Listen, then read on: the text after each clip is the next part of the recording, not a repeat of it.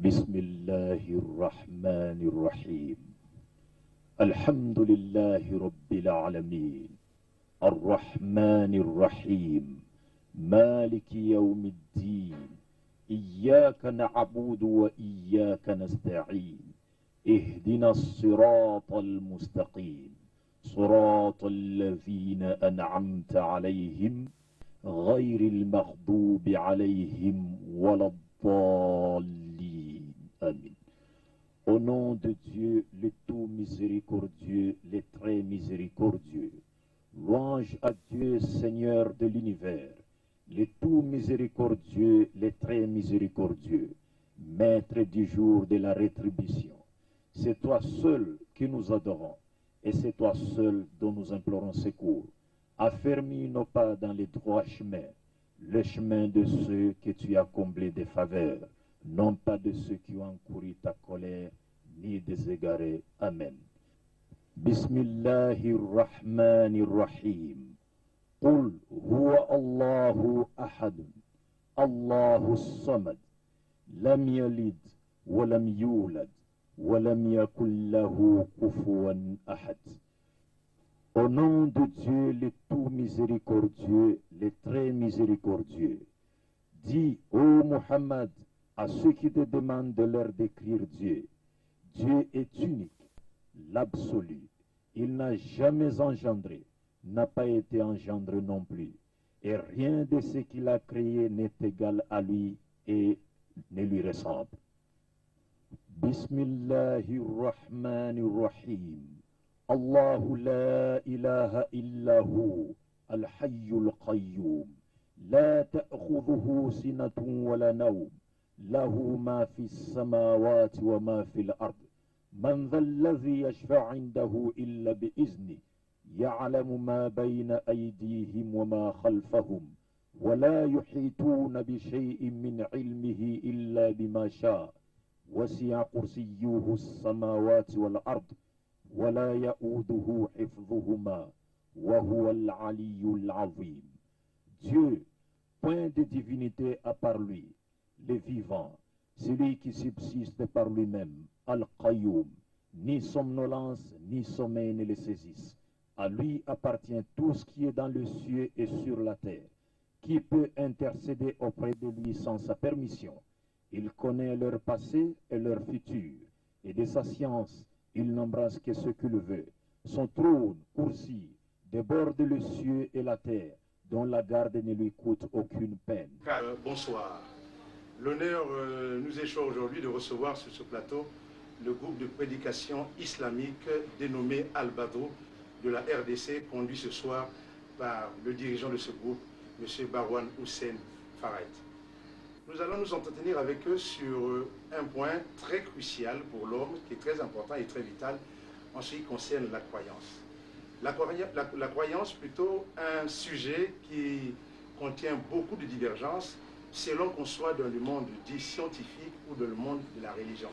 Vous le savez bien aussi que moi, dans le monde dit scientifique, la croyance qui est liée à l'existence de toutes choses, à l'univers et aux hommes que nous sommes, est attribué à certaines théories. Et si on essaie de voir du côté de l'astronomie, de ce côté-là, on dit que le monde, l'univers, est né par l'explosion d'une graine, pas plus grand qu'un atome, qui aurait donné donc naissance à la matière. C'est ce qu'on appelle donc le Big Bang, l'explosion d'origine. Et en deuxième théorie, en ce qui concerne nous les hommes, on serait le produit d'une cellule qui s'est s'auto-reproduite d'après la théorie de Darwin, qui est liée à la théorie de l'évolution. Ces deux théories scientifiques qui sont liées à l'existence de l'homme sur Terre et à la création de l'univers ainsi que de la Terre sont en antagonisme, pour ne pas dire en opposition, avec la théorie du monde dit religieux. Et là, dans ce monde, la croyance est liée à l'existence d'un Dieu qui est le Créateur, le Tout-Puissant, celui qui a créé seul le ciel et la terre et l'univers et nous les hommes qui nous sommes. Bien que cela soit accepté dans ce côté, mais la connaissance de Dieu dans ce domaine aussi a des diversités selon les uns ou les autres. On trouverait certains qui prenaient de Dieu comme le soleil, qui prendraient de Dieu comme le feu, ainsi de suite. Mais le véritable Dieu, lui, a une existence et ces caractéristiques que tout être humain doit s'identifier pour reconnaître en ce Dieu-là l'existence d'un Dieu véritable. C'est sous ces points que nous allons donc nous entretenir avec nos frères. Donc je demande à ceux qui nous suivent tout à l'heure, c'est un débat qui sera très chaud, basé sur les Écritures. On va se référer, comme dans un passage dans la Bible qui dit il faut être comme les Juifs de Bérée. Là où tout ce qui est dit doit être vérifié sous la base des Écritures. Chacun ne dira pas ce qu'il pense, mais on ouvrira les livres et l'Écriture va parler. C'est le poids des arguments, le choc des versets ce soir. Je vous annonce que ça sera très très chaud. Alors, comment peut-on parler de l'unicité de Dieu lorsque aussi, de ce côté-là aussi, Dieu est présenté par plusieurs formes et par plusieurs noms. D'aucuns pourraient l'appeler El Shaddai, d'autres pourraient l'appeler Jésus-Christ, d'aucuns Allah. Mais aujourd'hui, on va identifier le véritable Dieu avec nos frères qui sont ici. Alors, ce qui me permet tout de suite de dire bonsoir à toute l'assistance. Bonsoir les amis. Bonsoir. Bien, le thème de ce soir, comme on l'a dit, c'est l'unicité de Dieu. Vous avez vu, dans mon introduction, Dieu, il est défini différemment par rapport aux uns aux autres. À votre niveau, qui est Dieu? Est-ce qu'on peut avoir une définition de Dieu afin que ceux qui nous suivent puissent avoir au moins de la lumière dans l'identification de Dieu? Et avant cela, permettez quand même que les frères se présentent par leur nom partout d'Europe. Nous allons commencer par la gauche et en allant vers la droite. Eh bien, moi, je suis Moualim Abdelmajid Kassobia, prédicateur au sein du groupe islamique Al-Badr. Oui, je m'appelle Abdel Wakita, je suis prédicateur de la compagnie islamique Al-Badr. Je m'appelle Cheikh Alfan Moulunga, prédicateur au sein du groupe islamique Al-Badr. Moi, je m'appelle Cheikh Amour Ismail, prédicateur au sein du groupe campagne islamique Al-Badr. Moi, c'est Malim Hussein Barouane, président et prédicateur au sein du groupe Al-Badr de la RDC. Bien, donc je vais donner tout de suite la parole à notre orateur principal, le Cheikh Abdelmajid, qui va nous définir qui est Dieu. Merci beaucoup pour la parole, mais avant toute chose, je rends d'abord louange à Dieu, le maître de l'univers, qui a fait de son unicité la doctrine principale de l'islam et aussi le cœur de toute la révélation divine. J'implore sa grâce, sa miséricorde et ses bénédictions sur le dernier des messagers, Mohammed, la paix de Dieu soit sur lui, sur sa famille ainsi que sur tout véritable prophète et messager envoyé par Dieu dans le but de tirer son peuple respectif des ténèbres spirituelles vers la lumière parfaite. Pour ce qui est de votre question, je dirais que l'islam est très clair là-dessus. L'islam nous dit ceci, que Dieu est celui qui existe et subsiste par lui-même et qui seul a créé le ciel et la terre à partir du néant. Il est unique, il n'a jamais engendré et n'a pas été engendré non plus. Nul n'est égal à lui et rien de ce qu'il a créé n'est lui semblable. Il est immortel et invisible. Mais j'aimerais ici ajouter un élément qui est très important, c'est que pour l'islam, en dehors de cette définition de Dieu, il faudrait encore que vous sachiez que selon l'islam, croire et reconnaître ou attester que Dieu est unique ne suffit pas à prétendre, n'est-ce pas, connaître véritablement Dieu. Car il y a des gens qui croient que Dieu est unique, mais qui cependant, dans leur prière, ou adressent consciemment ou inconsciemment leur prière à d'autres qu'à Dieu. C'est ainsi, pour que l'homme ne tombe pas dans un tel égarement, l'islam a prévu un certain nombre de garde-fous que nous appelons dans le langage théologique islamique les branches du monothéisme ou de l'unicité de Dieu. Et ces branches sont au nombre de 4 et elles sont inséparables et se complètent les unes des autres de telle façon que négliger ou méconnaître l'une d'entre elles conduirait inévitablement plutôt au polythéisme ou à l'idolâtrie. Et ces 4 branches du monothéisme pur sont les suivantes. En premier lieu, il y a d'abord l'unicité de Dieu dans sa souveraineté, qui consiste à reconnaître que Dieu est sans partenaire dans sa domination et dans ses actions. Il faut également reconnaître que c'est lui qui a créé toutes choses à partir du néant quand il n'y avait rien, et que c'est lui qui est le garant de toutes choses. En second lieu, il y a l'unicité de Dieu dans ses attributs. Vous le savez comme moi que les attributs de Dieu sont les caractères par lesquels Dieu se distingue de ses créatures. Cela étant, donc nous n'avons pas de raison, nous les êtres humains, n'est-ce pas, à décrire Dieu comme nous le voulons, mais bien plutôt comme Dieu lui-même s'est écrit par ses attributs dans ses écritures révélées. Et tout ceci, c'est pour prévenir, n'est-ce pas, toute fausse description de Dieu. Et parmi ses attributs, il y a entre autres l'omnipotent. Dieu est omnipotent, il est omniprésent, il est omniscient, il est l'audient, il est le sage, il connaît le futur et le passé, et rien ne se cache devant lui. Il connaît l'apparent et le caché. Et lorsque l'Écriture, par exemple, dit de Dieu qu'il a une bouche, nous ne devons pas comprendre par là que Dieu a une bouche semblable à celle des humains. Non, Dieu parle, mais il parle sans bouche. Il voit, mais il voit sans yeux. Il écoute, il entend, mais sans oreille. Il saisit sans main. Et en troisième lieu, il y a l'unicité de Dieu dans sa divinité, qui consiste à reconnaître que Dieu est sans rival dans sa divinité. Et il est Dieu avant comme après la création, et nul n'est égal à lui. Et enfin, la quatrième branche du monothéisme pur, c'est bien l'unicité de Dieu dans sa adoration. Et là, il faut que l'homme reconnaisse, croit et reconnaisse et atteste que Dieu est sans partenaire dans son adoration. Et que toute forme d'adoration doit être dirigée par pur amour, par reconnaissance et par devoir uniquement vers Dieu qui est créateur de toutes choses. Voilà brièvement ce que sont les quatre branches de l'unicité de Dieu dans l'islam, sans la connaissance desquelles aucune personne ne peut prétendre avoir ou détenir une vraie conception de la divinité. Nous avons dit ce soir, c'est la force des versets et le choc aussi des versets. De la définition que vous venez de nous donner, je remarque que vous n'êtes pas appuyé sur un verset ni coranique ni biblique, au moins par rapport aux références de ces livres pour lesquels au monde nous remarquons que le commun des mortels, les deux grandes religions dans ce monde, c'est l'islam et le christianisme. Est-ce que, d'abord, commençons du point de vue islamique, est-ce que tout ce que vous venez de dire peut être démontré coraniquement? Mais bien sûr que oui, parce que vous l'avez vous-même dit ici, il faudrait que nous nous comportions comme les juifs de Béré, c'est-à-dire tout doit être dit sur base des Écritures. Et le Coran sur ce point plus que clair, Dieu nous dit dans les 5 Corans, si vous discutez sur une chose, si vous parlez sur une chose, il faut toujours vous référer à Dieu et à son prophète. Donc à Dieu, c'est-à-dire le Coran, et à son prophète, c'est-à-dire dans les traditions prophétiques ou les paroles du prophète Mohammed, que la paix de Dieu soit sur lui. Donc sur ce point, je pense que les cheikhs qui nous encadrent dans le groupe islamique Al-Badr sont bien placés, n'est-ce pas, pour nous proposer quelques versets coraniques relatifs à ce que je viens de dire tantôt. أعوذ بالله من الشيطان الرجيم بسم الله الرحمن الرحيم يقول الله سبحانه وتعالى في سورة الإخلاص آية 2 قل هو الله أحد الله الصمد لم يلد ولم يولد ولم يكن له كفوا أحد. Là, dans ce premier passage que vient de nous lire le Cheikh Alfan, il venait là de nous lire le 112e chapitre du Saint-Coran, versets 1 à 4, qui dit ceci, je cite, dit, c'est-à-dire Dieu s'adresse à son prophète Mohammed par l'entremise de l'archange Gabriel, il lui demande de dire à ceux qui cherchaient à avoir une idée sur ce qu'était Dieu. Il lui dit de dire ceci, dit, c'est-à-dire Dieu est unique, il est absolu, il n'a pas enfanté et n'a pas été enfanté non plus, et nul n'est égal à lui. Vous voulez nous ajouter un autre passage, Cheikh?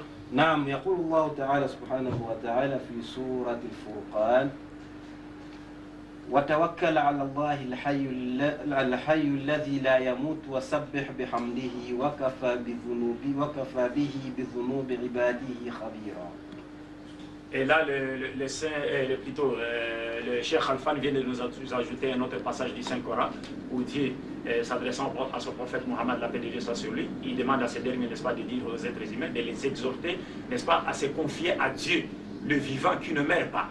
Ici, il faudrait que ce verset attire votre attention. C'est-à-dire, il y a un mot qui dit de Dieu qu'il est le vivant, celui qui ne meurt pas. Ceci implique à dire tout celui qui prétend à la divinité, ou tout celui à qui l'on confère injustement les droits à la divinité. Mais si seulement il avait goûté à la mort, alors selon la logique de l'islam, il ne peut en aucune manière être considéré comme étant Dieu, puisque Dieu est le créateur de la mort et il ne peut en aucune manière se laisser massacrer par l'œuvre de sa création. Et là, je demanderai encore à notre cher Amr Ismail de nous ajouter encore d'autres versets coraniques, si c'est possible. Merci beaucoup, Marim Abdelmadjid, de m'avoir accordé la parole en fait de donner ma contribution pour les triomphes de la vérité de Dieu. Je m'en vais d'abord lire les tout premiers versets du Saint-Coran, chapitre 2, verset 163. أعوذ بالله من الشيطان الرجيم بسم الله الرحمن الرحيم وإلهكم إله واحد لا إله إلا هو الرحمن الرحيم صدق الله العظيم. صدق الله العظيم, Dieu a dit vrai, et dans ces passages que vient de nous lire Cheikh Alfan, c'est-à-dire dans le Coran dans son chapitre 2, verset 63, Dieu dit ceci, je cite, et votre divinité est une divinité unique. Pas de divinité à part lui, le tout miséricordieux, le très miséricordieux. Fin de citation. Encore une fois de plus, l'unicité de Dieu est témoignée dans ce passage coranique. Et voici Moulim Abdelmadjid, le deuxième verset qui confirme cette démarche. قال الله تعالى الله لا إله إلا هو الحي القيوم لا تأخذه سنة ولا نوم له ما في السماوات وما في الأرض من ذا الذي يشفع عنده إلا بإذنه يعلم ما بين أيديهم وما خلفهم ولا يحيطون بشيء من علمه إلا بما شاء وسع كرسيه السماوات والأرض ولا يؤوده حفظهما وهو العلي العظيم صدق الله العظيم. صدق الله العظيم. Allahu Akbar, Dieu est grand. Là, le Cheikh Amri venait de nous ajouter un autre passage du Saint-Coran qui est très important. Et ce passage du Saint-Coran a été dénommé par les prophètes lui-même, c'est-à-dire par inspiration, sur ordre de Dieu, bien sûr, Suratul Ayatul Kursi, c'est-à-dire le verset du trône. Donc ce passage dit ceci, je cite rapidement. Allah, point de divinité à part lui, le vivant, celui qui subsiste par lui-même, Al-Qayyum. Ni somnolence ni sommeil ne le saisissent. À lui appartient tout ce qui est dans les cieux et sur la terre. Qui peut intercéder auprès de lui sans sa permission? Et il connaît leur passé et leur futur. Pas les marabouts, mais c'est Dieu qui connaît le passé et le futur. Et de sa science, il n'embrasse que ce qu'il veut. Son trône pour-ci déborde les cieux et la terre, dont la garde ne lui coûte aucune peine, et il est le très haut, le très grand. Fin de citation. Merci beaucoup d'avoir appuyé cette définition du point de vue coranique. Alors nous allons passer maintenant du point de vue biblique, voir aussi si de ce côté-là, la définition telle que donnée par nos frères ici, en ce qui concerne Dieu, est-ce que du point de vue biblique aussi, on peut retrouver aussi ces mêmes genres de versets, Moulim? Bien sûr que oui, puisque vous savez que le prophète Mohammed, la paix de Dieu soit sur lui, est venu, bien sûr, il a été envoyé par Dieu et il a confirmé les messages des messagers qui l'ont précédé. Il nous a demandé à nous, les musulmans, n'est-ce pas, de croire à tous les messagers de Dieu qui ont été envoyés sur terre et de ne jamais mettre une quelconque différence entre eux. Si les messagers qui ont précédé notre vénéré prophète Mohammed ont été envoyés par le même Dieu qui avait envoyé ces derniers, il est donc clair, il sera donc clair que leur message autour de Dieu ne sera qu'un. C'est pourquoi nous lisons également dans la Bible, dans Ésaïe chapitre 44, verset 24, Dieu dit ceci, je cite, je suis donc dans la Bible, Ésaïe chapitre 44, verset 24, je cite, « Ainsi parle l'Éternel qui te rachète, celui qui t'a façonné dès ta naissance. Moi, l'Éternel, je fais toutes choses. Seul, je déploie les cieux, de moi-même, j'étends la terre. » Fin de citation. Dieu dit que c'est lui seul qui a déployé les cieux et c'est lui seul qui a étendu la terre sans l'aide de personne, puisqu'il est le créateur de toutes choses. Oui, c'est un. Est-ce qu'on s'arrête à un seul verset? Est-ce qu'il n'y en a pas? Parce que tout à l'heure, du point de vue coranique, vous avez assez donné. Nous voulons aussi, on joue le rôle des Juifs libérés. Nous sommes là pour servir de la bonne nourriture aux téléspectateurs qui nous suivent. Et donc nous allons demander à Moulim, est-ce que c'est fini? Est-ce qu'il n'y en a pas d'autres encore dans la Bible? Non, je peux ajouter d'autres versets, toujours dans autant qu'on peut ajouter, ça fait du bien. Dans Ésaïe chapitre 45, cette fois-ci, dans son verset 21 à 24, il est dit ceci, je cite rapidement, « Annoncez-les et présentez vos arguments, qu'ils prennent conseil les uns des autres. Qui a fait entendre cela depuis les origines? Et depuis lors les a annoncés. N'est-ce pas moi l'Éternel? En dehors de moi, il n'y a point de Dieu. Un Dieu juste et qui sauve. À part moi, il n'y en a aucun. La ilaha illallah. » Et le dernier passage, toujours dans Ésaïe chapitre 46, verset 5,8, ou bien de 5 à 9, je dis, Dieu dit ceci, « À qui me comparerez-vous et me rendez-vous égal? À qui me ferez-vous ressembler pour que nous soyons semblables? » Et ils versent l'or de leur bourse et pèsent l'argent et la balance.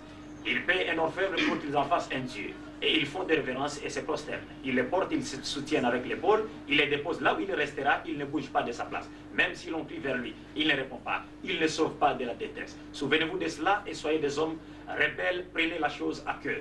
Souvenez-vous des premiers événements, car je suis Dieu et il n'y en a point d'autre. Je suis Dieu et rien n'est semblable à moi. L'esprit de ces versets bibliques rejoint la dernière partie de la sourate Al-Ikhlas, le 112e du chapitre du Saint-Coran, que nous a lu le Cheikh Alfan Moulunga, qui disait ici, dans la dernière partie de cette sourate, Dieu a dit Lam yalit wa lam yulad wa lam yakul lahu kufuwan ahad. C'est-à-dire Dieu n'a pas enfanté, n'a pas été enfanté non plus, et nul n'est égal à lui. Et dans ces versets bibliques, le prophète Ésaïe, par inspiration divine, confirme que rien n'est semblable à Dieu.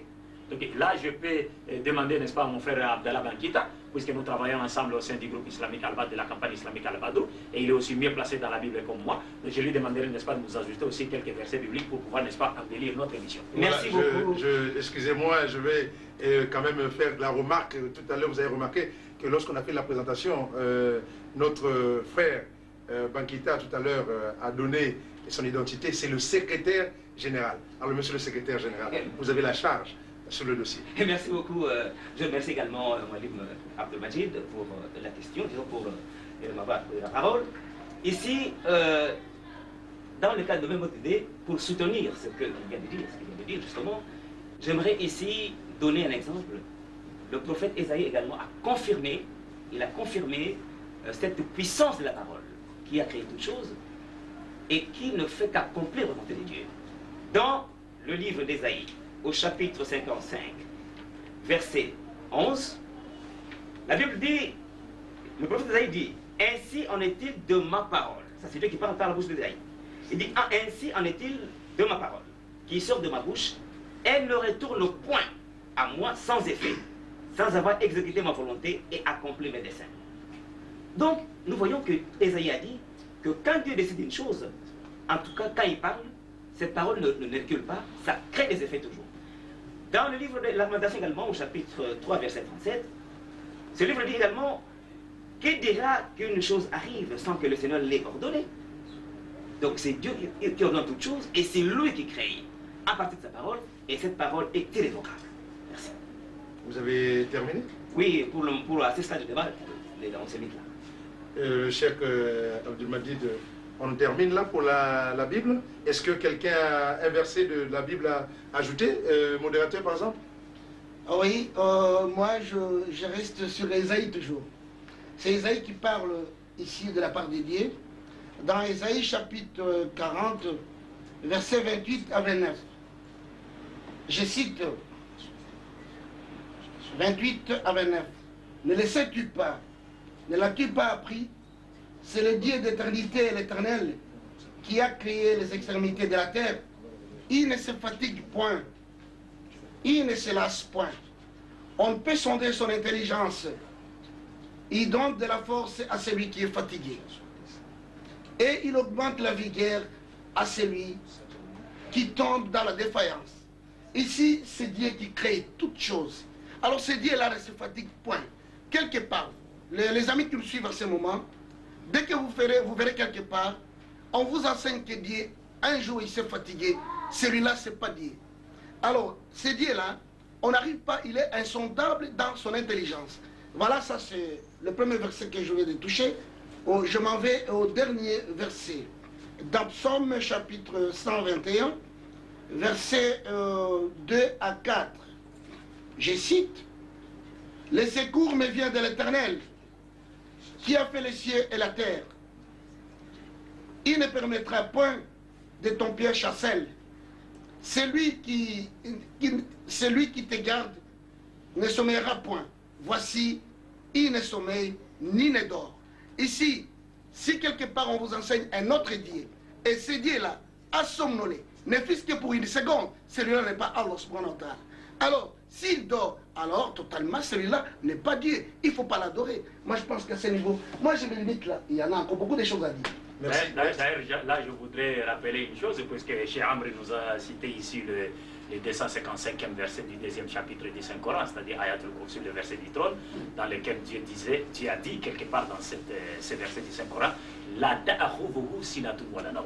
C'est-à-dire pour Dieu, ni somnolence ni sommeil ne le prennent. Et c'est cette même vérité qui est évoquée dans les deux passages que vient de nous lire notre modérateur Hussein Barouane. Merci de cette contribution. Alors nous allons passer donc la parole à notre frère qui vient de nous rejoindre, qui n'était pas là tout à l'heure à la présentation. Alors vous allez quand même commencer par vous présenter avant que vous lisez votre contribution de verset. Oui, je m'appelle Moualim Yassine Abdoulaye. Je suis le prédicateur dans la campagne islamique Al-Badr de la RDC. Ok, mais nous trouvons ici dans le livre de Psaumes, chapitre 83, verset 19, nous lisons ainsi, qu'il reconnaissait que toi seul, dont le nom est l'Éternel, tu es le Très-Haut sur toute la terre. Bien, vous avez quelque chose à ajouter. Bon, ici, j'aimerais compléter un peu pour essayer de soutenir la même démarche. J'aimerais ajouter quelques versets également, 3 ou 4 versets. Dans Ésaïe chapitre 43, versets 11 à 13, écoutez ce que dit Ésaïe. Dieu dit par la bouche d'Ésaïe, c'est moi qui suis l'Éternel. Et hors de moi, il n'y a point de sauveur. C'est moi qui ai annoncé, sauvé et prédit. c'est moi qui ai annoncé, sauvé et prédit, ce n'est point parmi vous un Dieu étranger. Vous êtes mes témoins, dit l'Éternel. C'est moi qui suis Dieu, je le suis dès le commencement, et nul ne le livre de ma main, j'agirai qui s'y opposera. Fin de citation. Dieu est unique, il est le seul qui sauve tous les hommes, surtout les croyants. Et ce Dieu-là n'a pas d'associé, en dehors de lui, point d'autre Dieu. J'ajoute également, dans Ésaïe chapitre 40, verset 18, nous lisons, Ésaïe dit également, au verset 8, « À qui voulez-vous comparer Dieu? Et quelle image verrez-vous son égal? » Mais Dieu est incomparable. Vous voulez le comparer à qui? À une statue, à un être humain? Ou à un animal? Dieu est incomparable. Au verset 25, il dit, « À qui me comparerez-vous pour que je lui ressemble ?» Comment est-ce que Dieu peut avoir vraiment une icône? Est-ce qu'il peut avoir vraiment un associé comme lui? Quelqu'un qui peut le ressembler? Dieu dit non, il ne peut pas être ressemblé à quoi que ce soit. Écoutez encore notre vérité. Dieu va cette fois-ci insister sur son honneur. Dans Ésaïe chapitre 42, verset 8, Dieu dit, je suis l'Éternel. C'est ça, c'est là mon nom. Je ne donnerai pas ma gloire à un autre, ni mon honneur aux idoles. Fin de citation. Mais comment on peut arriver à dire n'importe quoi sur Dieu? Dieu est incomparable. Écoutez aussi le Nouveau Testament, il va nous révéler quelque chose également. Dans 1 Timothée chapitre 6, verset 16, écoutez bien, vous qui cherchez à associer Dieu à ses créatures. La Bible dit, et c'est Dieu seul qui possède l'immortalité, qui habite une lumière inaccessible, que nul homme n'a vu ni ne peut voir, à qui appartiennent l'honneur, la puissance et la gloire. Amen. Dieu, la lumière de Dieu, il habite une lumière inaccessible aux yeux humains. Mais il y a des dieux qu'on a vus dans ce monde qui se disent Dieu, mais qu'on a vu. Mais quand on a vu un Dieu sur la terre, c'est que ce n'est pas un Dieu, parce qu'il est inaccessible. Donc Dieu, on ne peut le voir. Merci beaucoup. Voilà. Ben, j'ai écouté, là, je prends en référence le dernier verset que vous venez de lire. Dans ce verset, il dit « Je suis l'Éternel ». Ben, lorsqu'on parle de Dieu, c'est dans, je ne pourrais pas dire, je dirais pas vague, mais je dirais Dieu. Mais lorsqu'on voit aussi l'appellation Dieu, comment est-ce qu'on l'appelle?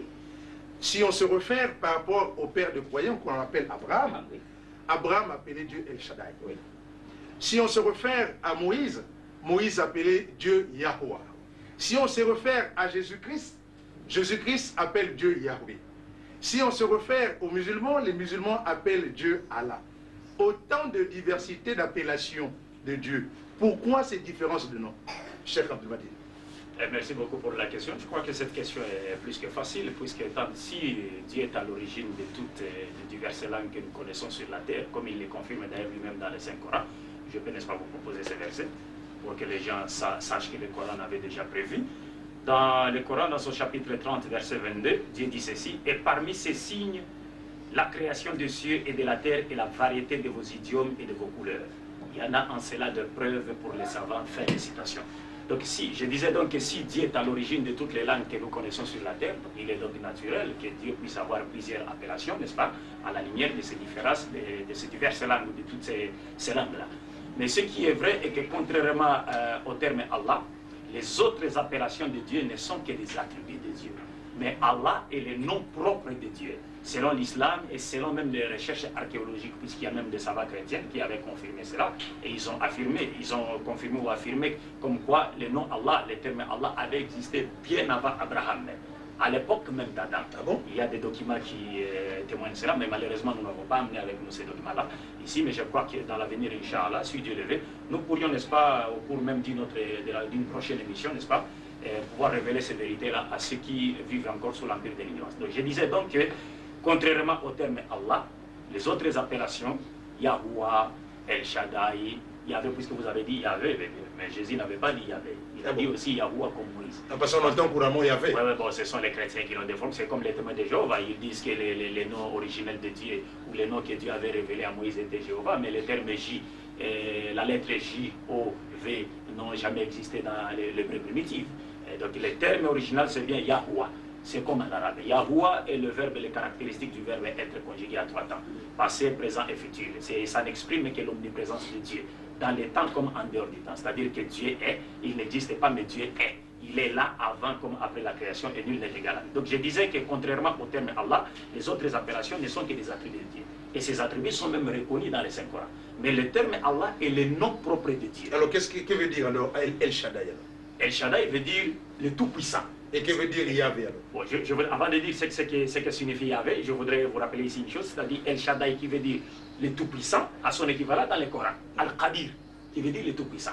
Et Yahweh veut dire celui qui est. Par exemple, en hébreu, il y a El Elyon, hein, l'élevé, celui qui est élevé. En arabe, Al-Aliyu. Mais tout ceci ne sont que des attributs de Dieu. Mais par contre, Allah est le nom propre de Dieu. Et Allah veut dire le Dieu unique qui possède tous les attributs de perfection et de beauté dans leur infinité. C'est-à-dire le terme Allah couvre tous ces autres attributs de Dieu. Donc si je comprends bien, alors c'est ainsi que par rapport à ce thème que nous parlons de l'unicité de Dieu, donc est-ce qu'on peut parler de l'unicité de Dieu tel que vous le dites? Ça veut dire que donc El Shaddai c'est Yahvé, Yahvé c'est Yahweh, Yahweh c'est Allah. Ouais. Donc tous en fait, bien que les noms sont n'évoquent que le même. C'est le même. Mais c'est le même. Avec la seule différence que Allah est le nom propre de Dieu. Et pour les chrétiens qui ne le savent pas, ben, lorsqu'ils entendent par exemple les musulmans parler d'Allah ou dire d'Allah qu'il est le Dieu créateur, les chrétiens, il y a certains chrétiens, disons, qui ne sont pas assez avertis, ils disent que non, celui-là n'est pas Dieu. Et pourtant, les chrétiens qui habitent le monde arabe, dans leur Bible, qui utilisent la Bible en arabe, la version de la Bible en arabe, les termes utilisés pour parler de Dieu, c'est Allah. Et les juifs qui sont arabophones utilisent le terme Allah pour parler, n'est-ce pas, de Dieu. Et lorsqu'il y a un évangéliste dans les Osborne, lorsqu'il s'est rendu en Inde, il se butait aux musulmans de l'Inde, quelques connaisseurs musulmans de l'Inde, n'est-ce pas, qui ont fait le Coran et les études bibliques. Et c'est ce jour-là que ces missionnaires avaient, n'est-ce pas, connu que Allah n'était autre que le Dieu qu'adorait Abraham, Moïse et tous les prophètes qui ont été suscités en Israël. Merci beaucoup. Bien.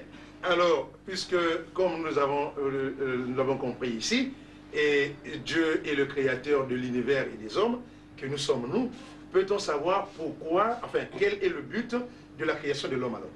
Bon, le but de la création de l'homme a été clairement élucidé dans les Saint-Coran. Dieu, dans les Saint-Coran, dans ce chapitre 51, verset 56 plutôt, dit ceci, je cite,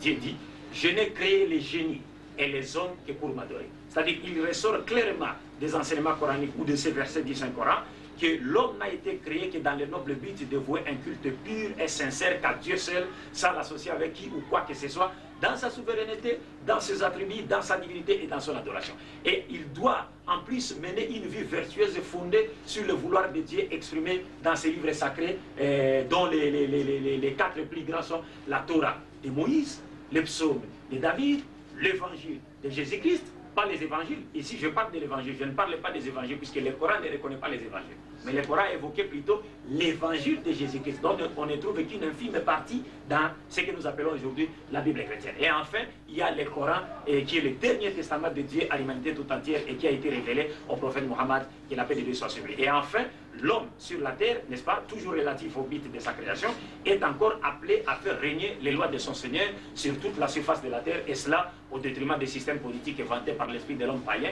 et qui ne servent aujourd'hui qu'aux intérêts de ceux qui sont militairement forts. Alors, tout à l'heure, vous avez cité 4 livres, chers amis téléspectateurs, comme vous avez suivi avec moi. On a parlé du livre de Moïse, le psaume de David, le Coran par Muhammad et l'évangile de Jésus. Et vous remarquez avec moi qu'on attribuait chaque livre à un messager, n'est-ce pas? C'est ce qu'on appelle les messagers. Nous voulons savoir alors quel en est le but de ces messagers. Le but des messagers. De l'envoi. Le but de la venue des messagers ou bien de l'envoi des messagers. Je crois que sur ce point, les cheikhs, encore une fois de plus, peuvent encore nous aider, n'est-ce pas, avec des versets coraniques qui vont nous éclairer sur le but des messagers de Dieu. Cheikh Al-Fani, s'il vous plaît. Naam.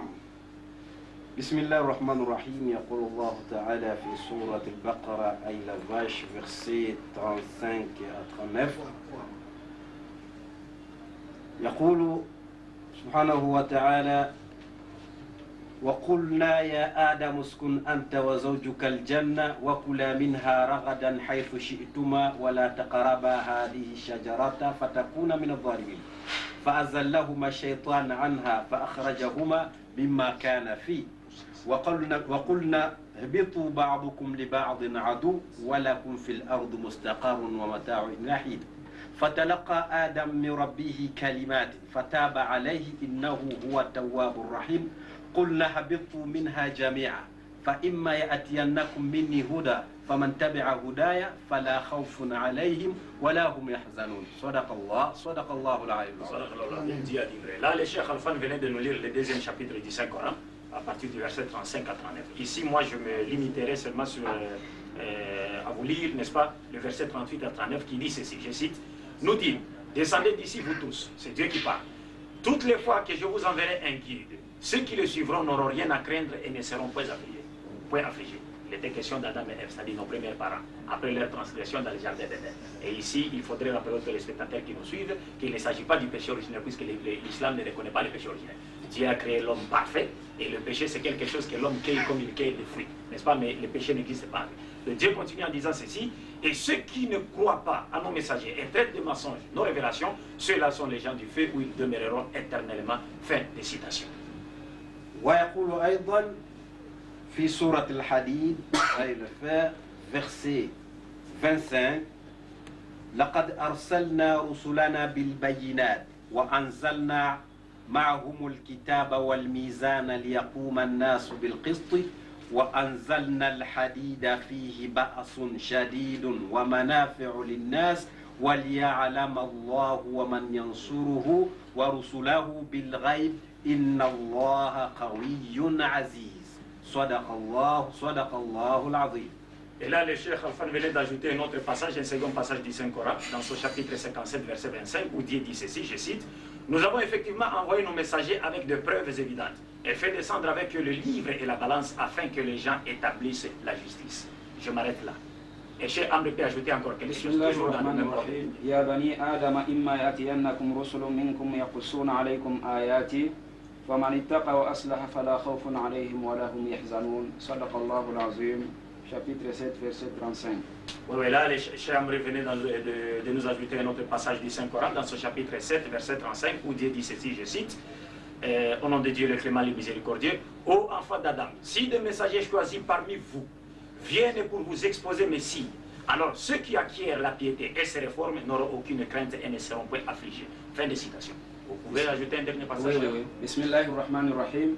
وَلَقَدْ بَعَثْنَا فِي كُلِّ أُمَّةٍ رَسُولًا أَنِ اعْبُدُوا اللَّهَ وَاجْتَنِبُوا الطَّاغُوتَ. Là, nous sommes dans le Coran, dans son chapitre 16, verset 36, où Dieu dit ceci, je cite, « Nous avons envoyé dans chaque communauté un messager pour exhorter son peuple respectif à adorer Allah et à s'écarter du diable. » Fin de citation. Bien, et voilà, on vient d'avoir là des exemples appuyés sur la base du Coran en ce qui concerne le but de l'envoi des messagers.